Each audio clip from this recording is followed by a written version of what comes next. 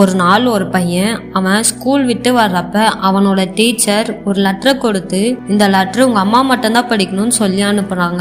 அவனும் வீட்டுக்கு போனதும் அவங்க அம்மா கிட்ட இந்த லெட்டரை காமிச்சு என்னோட டீச்சர் கொடுத்தாங்கன்னு சொல்லி கொடுத்துட்டான். அவங்க அம்மாவும் அந்த லெட்டரை ஓபன் பண்ணி படிக்கிறாங்க. படிச்சதும் கண்ணுல இருந்து தண்ணி வந்துட்டே இருக்கு. மறுபடியும் அந்த பையனுக்கு கேட்குற மாதிரி சத்தமா இந்த மாதிரி படிக்கிறாங்க. உங்க பையனோட அறிவு திறமைக்கு முன்னாடி எங்க ஸ்கூல் ரொம்ப சின்னது. அவனுக்கு சொல்லித்தர எங்க கிட்ட திறமையான டீச்சர்ஸ் இல்ல.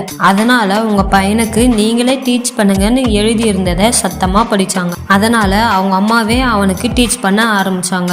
அந்த பையனும் நல்லா படிச்சு ஒரு பெரிய சயின்டிஸ்டா ஆயிட்டாங்க. கொஞ்ச நாள் கழிச்சு அவங்க அம்மாவும் இறந்துட்டாங்க. அவரும் அவங்க வீட்டை கிளீன் பண்ணிட்டு இருக்கும்போது சின்ன வயசுல அவங்க ஸ்கூல்ல இருந்து எடுத்துட்டு வந்த அந்த லெட்டர் எதர்ச்சியா கண்ணுல பட அதை ஓபன் பண்ணி படிச்சு பார்த்தாங்க.